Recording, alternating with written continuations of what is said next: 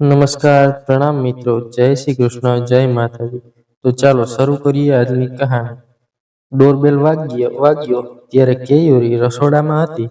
બપોરના 2 વાગી ગયા હતા, પણ તે હજી ઘરના કામકાજમાં જ અટવાયેલી હતી. સંદીપ તો સવારે 10 વાગે જ ઓફિસ જવા માટે નીકળી ગયા હતા. કામવાળી બાઈ આજે રજા પર હતી, એટલે ઘરનું બધું કામ કેયુરીને માથે જ હતું. કામવાળીને ખરું ખોટું સંભળાવતી તે કામમાં પરોવાયેલી હતી.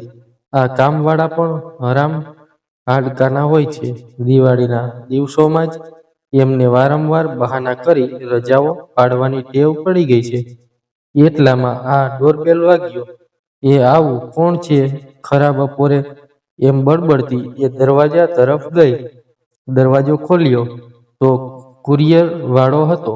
સંદીપની ઘણી ટપાલો આવી રીતે ઘરે આવતી, પણ આજે જે છોકરો ટપાલ લઈને આવ્યો હતો એ રોજવાળો ન હતો, કોઈ નવો જ હતો.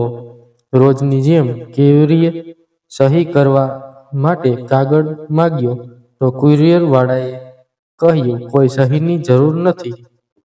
કેયુરીને થોડું અજુગતું પણ લાગ્યું, પણ તેણે મન પર કંઈ લીધું નહીં અને ટપાલ લઈને રોજની ટેવ મુજબ સોફા પર ફેંકી. આ જોઈને કુરિયરવાળો બોલ્યો, મેડમ, આ તો તમારા માટે છે. એમ બોલી તે સડસડાટ કરતો સીડીઓ ઉતરી ગયો. કેયુરીને નવાઈ લાગી. મારા માટે વળી કોણે કવર મોકલ્યું હશે? આશ્ચર્ય ભાવ સાથે તેણે ફરીથી કવર હાથમાં લીધું. તેને નવાઈ લાગી. કવર પર કોઈ જગ્યાએ મોકલનારે પોતાનું નામ લખ્યું ન હતું. એક જાતની આતુરતાથી કેયુરીએ કવર ખોલ્યું અને અંદરનો કાગળ વાંચવા લાગી. જેમ જેમ તે વાંચતી ગઈ, તેનો ચહેરો આનંદથી ખીલતો ગયો. કેયુરી, મને માફ કરી દે. આજે ઘણા વર્ષ પછી તારો સંપર્ક કરું છું. મેં તને મહેસાણામાં ખૂબ શોધી, પણ ક્યાંય તારી પહાડ ના મળી. હું થાકીને અમદાવાદમાં સેટલ થયો. અહીં એકવાર મેં સંદીપને જોયો અને મને આશાનું કિરણ ફૂટ્યું કે તું અને સંદીપ અમદાવાદમાં જ છો. મેં સંતાઈને સંદીપનો પીછો કર્યો અને તારા ઘરની ભાડ મેળવી. હું તને અત્યારે જ મળવા માંગુ છું. હોટેલ ધરતીમાં સાંજે 4 વાગે, ટેબલ નંબર 7 પર. હું તારી રાહ જોઈશ. હંમેશની જેમ આજે પણ તારી રાહ જોતો, તારો અને માત્ર તારો વિનીત. કાગળ વાંચીને કેયુરી ઝૂમી ઉઠી. કાગળને છાતીએ વળગાડીને તે હરખથી સોફામાં આડી પડી. ફરી એકવાર કાગળ વાંચવા લાગી.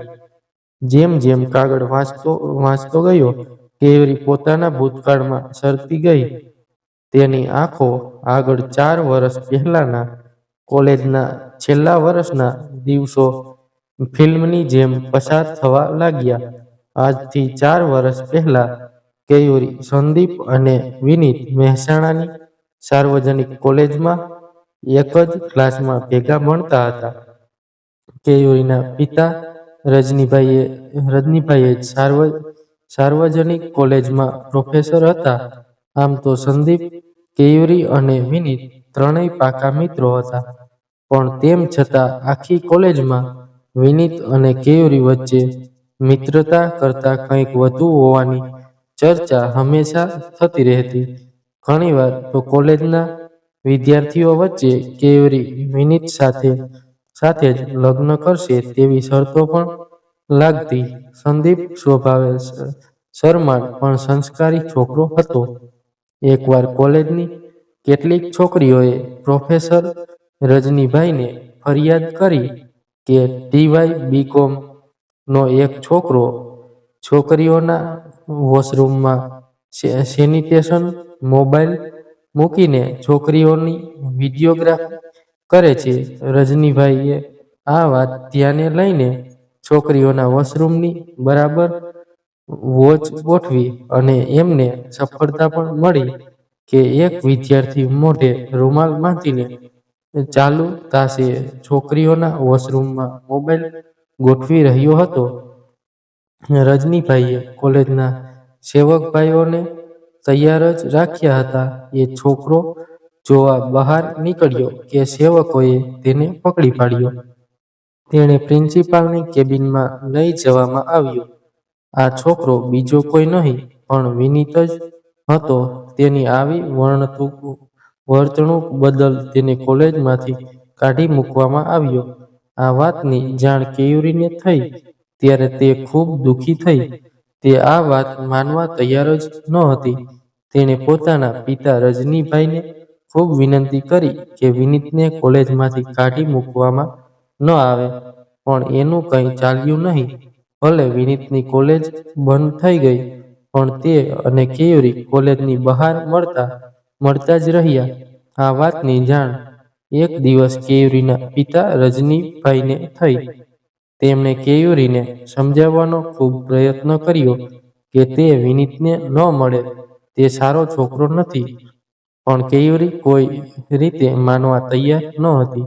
તે પોતાના પિતાની મરજી વિરુદ્ધ વિનીતને મળતી રહી. એટલું જ નહીં, તેમણે એકબીજા સાથે લગ્ન કરવાનું પણ નક્કી કર્યું. આ સમયગાળા દરમિયાન વિનીત કેયુરીનો દુરુપયોગ કરતો હતો અને તેને છેતરતો હતો. આમ કરતા સમય વીત્યો. કેયુરી અને સંદીપનું કોલેજનું શિક્ષણ પૂરું થયું. સંદીપ અમદાવાદ પોતાના પિતાના વ્યવસાયમાં જોડાઈ ગયો. એ જ અરસામાં વિનીત એક મોટરબાઇક ચોરીના કેસમાં પોલીસના હાથે પકડાઈ ગયો અને તેને જેલ થઈ ગઈ. હવે રજનીભાઈને કેયુરીની ચિંતા થવા લાગી. તેમને ડર હતો કે વિનીતની વાતોમાં આવીને કેયુરી કોઈ આડું અવળું પગલું ન ભરી દે. તેમણે સારું ઠેકાણું જોઈને કેયુરીના લગ્ન ગોઠવી દેવાનું નક્કી કર્યું. એટલામાં એક દિવસ સંદીપ પોતાના વ્યવસાયની નવી ઓફિસના ઉદ્ઘાટન પ્રસંગની આમંત્રણ પત્રિકા લઈને પોતાના ગુરુ રજનીભાઈને મળવા આવ્યો. રજનીભાઈએ સંદીપ સાથે બેસીને ખૂબ વાતો કરી. સંદીપના ગયા પછી રજનીભાઈને વિચાર આવ્યો કે કેયુરી માટે સંદીપ શ્રેષ્ઠ છોકરો છે.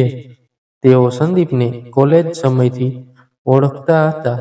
તેમણે આ વાત કેયુરીને કરી. તેણે સંદીપ જોડે લગ્ન કરવાની ઘસીને ના પાડી દીધી. તેમ છતાં તેની મરજી વિરુદ્ધ તેમણે સંદીપના પરિવારને બોલાવીને સંબંધ પાકો કર્યો. સંદીપ પણ મનથી કેયુરીને પસંદ કરતો હતો એટલે તે લગ્ન માટે તૈયાર થયો. રજનીભાઈની જીદ આગળ કેયુરીને મજબૂર થવું પડ્યું અને સંદીપ સાથે લગ્ન કરવા પડ્યા. લગ્ન બાદ કેયુરી અને સંદીપ અમદાવાદમાં સેટલ થયા હતા. આજે કેયુરી અને સંદીપના લગ્નને 4 વર્ષ થઈ ગયા હતા. પણ ના તો કેયુરી અને સંદીપના મન એક થઈ શક્યા હતા કે ના તો તન. 4 વર્ષના લગ્ન જીવન બાદ પણ કેયુરી અને સંદીપ કુંવારા જ હતા. સંદીપનો પરિવાર તો કેયુરીનો ખોળો જલ્દી ભરાય એ માટે મન્નતો રાખવા લાગ્યો હતો.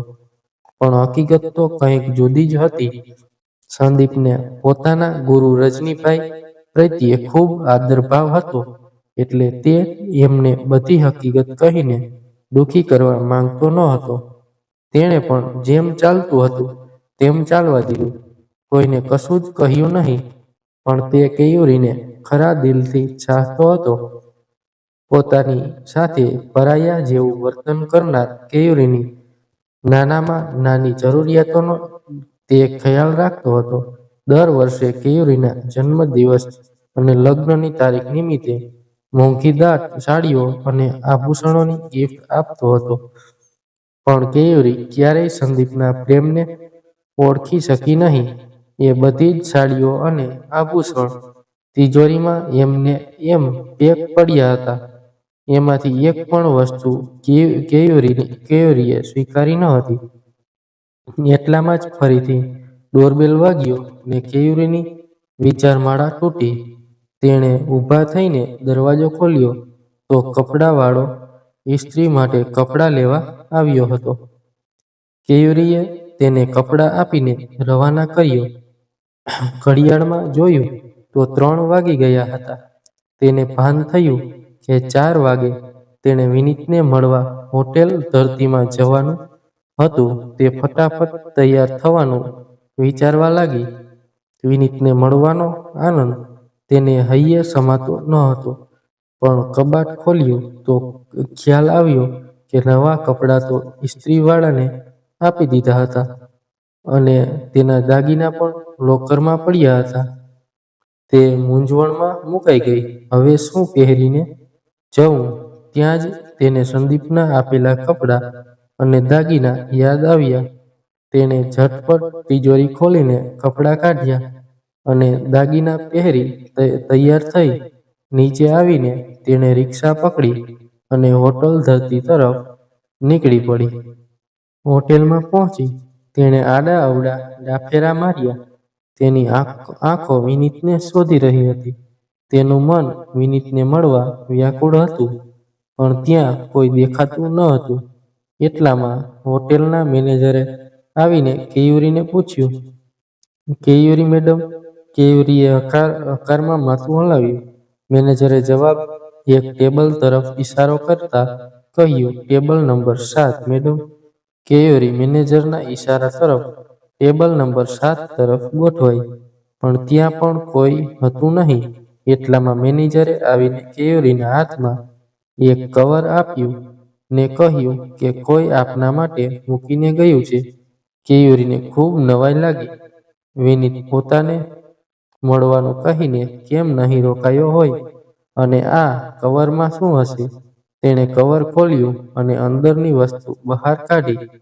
વસ્તુ અડધી જ બહાર આવીને કેયુરીની આંખો ફાટી ગઈ. તેણે તરત જ કવર બંધ કર્યું અને આજુબાજુ આતુરતાથી જોવા લાગી કે બીજા કોઈએ કવરવાળી વસ્તુ જોઈ તો નથી ને? એ તરત જ ત્યાંથી ઊભી થઈ નીકળી ગઈ. રિક્ષા પકડીને ઘરે આવી. તેણે કવર ખોલ્યું અને એની આંખો ફાટતી જ રહી ગઈ. એ કવરમાં તેણે વિનીત સાથે વિતાવેલી અંગત પળોની તસવીરો હતી અને સાથે એક ચિઠ્ઠી પણ હતી, જે આ મુજબ હતી: "તારા બાપાએ મારી જિંદગી ખરાબ કરી નાખી. મને કોલેજમાંથી કાઢીને મારું કરિયર અને ભવિષ્ય બરબાદ કરી નાખ્યા. હવે તારા બાપાના ગુન્હાની સજા તારે ભોગવવી પડશે. મારી બરબાદીની કિંમત તારે ચૂકવવી પડશે. જો તું ઈચ્છતી હોય કે સંદીપ અને બાકીની દુનિયા આ ફોટા ના જોવે, તો રૂ. 5 લાખની વ્યવસ્થા કર. તારો પતિ ઘણું કમાય છે. તારા માટે 5 લાખ કોઈ મોટી રકમ નથી. જો મને મારી કિંમત 1 અઠવાડિયામાં નહીં મળે, તો આ ફોટા તારા પતિની ઓફિસમાં અને ઇન્ટરનેટ પર ફરતા થઈ જશે. મને મારી બદનામીની જરાય પડી નથી. હું તો બરબાદ જ છું. પણ જો તને તારી આબરૂ વહાલી હોય, તો મેં કીધું એ મુજબ અઠવાડિયામાં પૈસાની વ્યવસ્થા કરી રાખજે." આ બધું જોઈને તો કેયુરીના તો હોશ ઉડી ગયા. એના પગ નીચેથી જમીન ખસવા લાગી. તેને ધરતી માર્ગ આપે તો સમય જવા જેવું થયું. તેણે પોતાની જાત પર ખૂબ નફરત થવા લાગી. તેને અફસોસ થયો કે વિનીત જેવા નાલાયક અને દગાબાજ વ્યક્તિ માટે તેણે પોતાના ભગવાન જેવા પિતા અને દેવ જેવા પતિનું વારંવાર અપમાન કર્યું હતું. હવે તેને પસ્તાવાનો પાર ન હતો. હવે શું કરવું? સંદીપને શું મોઢું બતાવવું? આટલી મોટી રકમની વ્યવસ્થા કેવી રીતે કરવી? અને પૈસા આપ્યા પછી પણ વિનીત ભવિષ્યમાં તેને ફરી બ્લેકમેલ નહીં કરે, એની શું ગેરંટી? તે ધ્રુસકે રડવા લાગી. આ બધી ભાંજગડમાં તે એ પણ ભૂલી ગઈ કે 6 વાગવા આવ્યા હતા અને સંદીપનો ઘરે આવવાનો સમય થયો હતો, અને તેણે હજી સંદીપના આપેલા એ કપડાં અને દાગીના પહેર્યા હતા, જે સંદીપે જ્યારે એને આપ્યા ત્યારે તેણે હાથમાંથી છૂટા ફેંકી દઈને લાત મારી હતી. એટલામાં ડોરબેલ વાગ્યો. ચિંતામાં ભાન ભૂલેલી કેયુરીને એવું જ લાગ્યું કે ચોક્કસ વિનીત જ હોવો જોઈએ. તેણે રડતા ચહેરે અને ગભરાતા હાથે દરવાજો ખોલ્યો. જોયું તો સામે સંદીપ હતો, જેમ વાઘના પિંજરામાંથી છૂટેલું ઘેટાનું બચ્ચું પોતાની મને વળગીને પડે તેમ કેયુરી સંદીપને વળગી પડી અને ધૂસકે ધૂસકે રડી પડી. તેને આમ રઘવાયેલી થયેલી જોઈને સંદીપને પણ આશ્ચર્ય થયું. વળી નવાઈ પણ લાગી કે કોઈ દિવસ નહીં ને આજે કેયુરીએ પોતે ગિફ્ટ આપેલા કપડાં અને દાગીના પહેર્યા હતા. 4 વર્ષ સુધી જેણે પોતાને સ્પર્શ કર્યા ન હતા એ કેયુરી એ સંદીપને ગળે વળગી પડી હતી.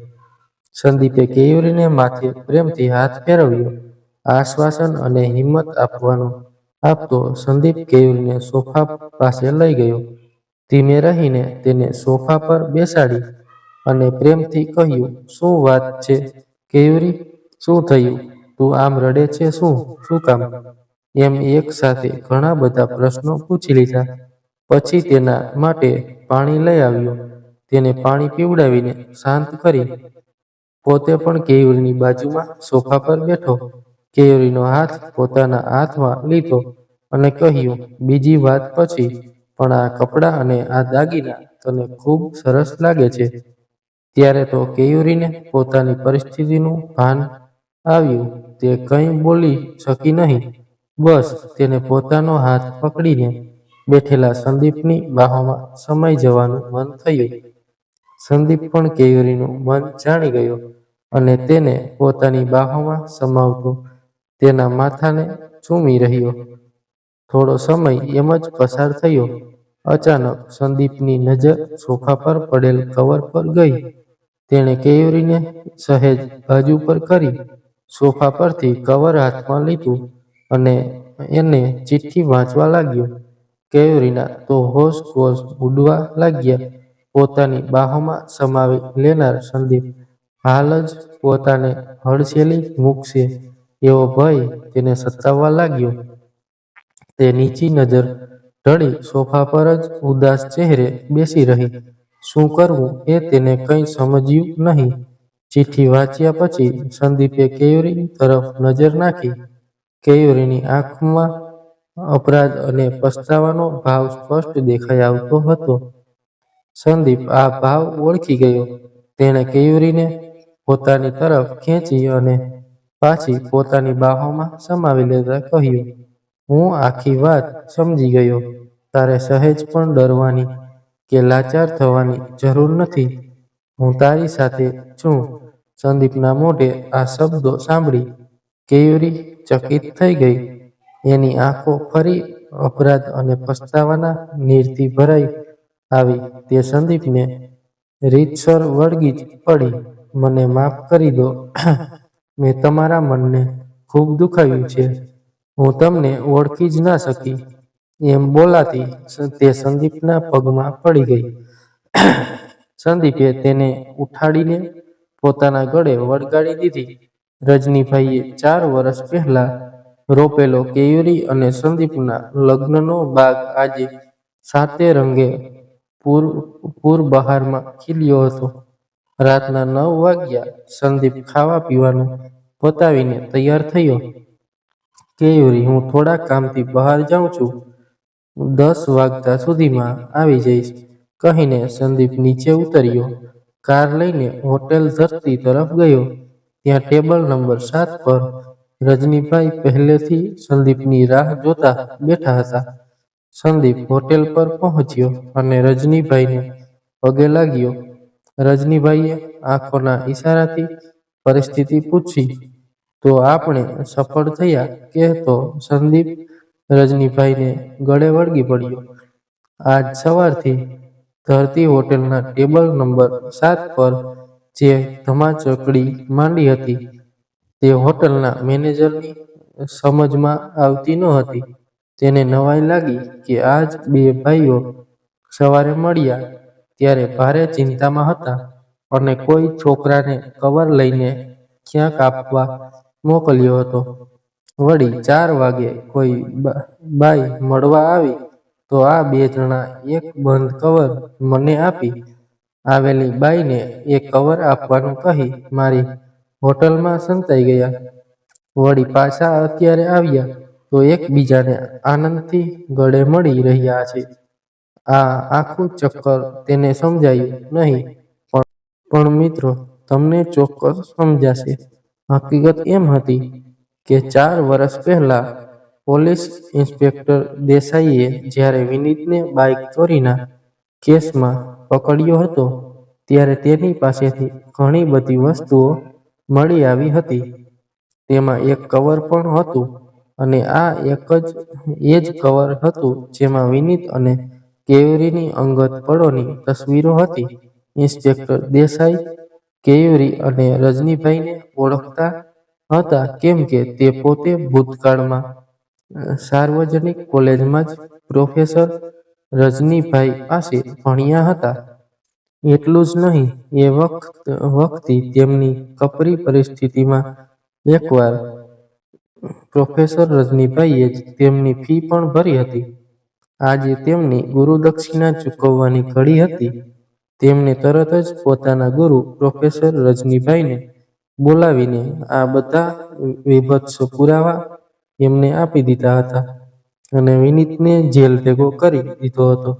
પણ હવે વિનીત જેલમાંથી છૂટવાનો છે એવી જાણ રજનીભાઈને થઈ ત્યારે એમની ચિંતા વધી ગઈ. નક્કી વિનીત પાસે કેયુરીના બીજા ફોટા હોવા જ જોઈએ. જો એ તેનો દુરુપયોગ કરે તો કેયુરીની બદનામી થાય અને તેનો સંસાર ભાંગી પડે. પણ એમને પોતાના વિદ્યાર્થી સંદીપ ઉપર પણ પૂરો ભરોસો હતો. તેમણે સંદીપને મળવા બોલાવ્યો અને બધી હકીકત જણાવી. સંદીપે પણ પોતાના ગુરુનું ઋણ ચૂકવવાનું નક્કી કર્યું અને તેમને આશ્વાસન આપ્યું કે તેઓ કોઈ ચિંતા ન કરે. પછી સંદીપ અને રજનીભાઈએ એ જ સાથે બેસીને વિનીતનો સાચો ચહેરો કેયુરી સામે લાવવાનો નિશ્ચય કર્યો. પણ તે બંને જાણતા હતા કે કેયુરી પોતાના પિતા કે પતિ બંનેમાંથી એક પણના મોઢે આ વાત માનશે નહીં. એટલે રજનીભાઈ અને સંદીપે સાથે બેસીને જ આ આખી યોજના બનાવી હતી. તેમણે જ હોટેલ ધરતીમાં ટેબલ નંબર 7 બુક કર્યું હતું. તેમણે જ કેયુરીને ઘરે કુરિયર બોય મોકલીને હોટેલ ધરતી આવવાનો લેટર લખ્યો હતો અને તેમણે એ કવર ટેબલ નંબર 7 પર મૂકી વિનીતને કેયુરીની નજરમાં બેનકાબ કર્યો હતો. અને હાલ તે બે જણા પોતાના આયોજનની સફળતાની ઉજવણી હોટેલ ધરતી ખાતે ટેબલ નંબર 7 પર કરી રહ્યા હતા. પણ પેલો મેનેજર તો હજી પણ મૂંઝવણમાં જ હતો. હવે રાતના 10 વાગ્યા છે. ચાલો હવે સંદીપને હોટલ ધરતીના ટેબલ નંબર 7 પરથી રજા આપીએ. કારણ કે આજે લગ્નના 4 વર્ષ પછી એની સુહાગરાત આવી છે.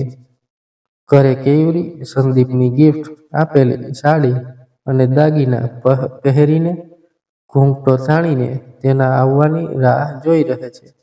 તો ચાલો હવે આપણે પણ સંદીપને કેયુરીના અને કેયુરીને સંદીપને હવાલે કરીએ અને છૂટા પડીએ. સ્ટોરી સારી લાગી હોય તો એક કોમેન્ટ જરૂરથી કરજો. ચેનલને સબસ્ક્રાઈબ ના કરી હોય તો સબસ્ક્રાઈબ કરજો. ધન્યવાદ.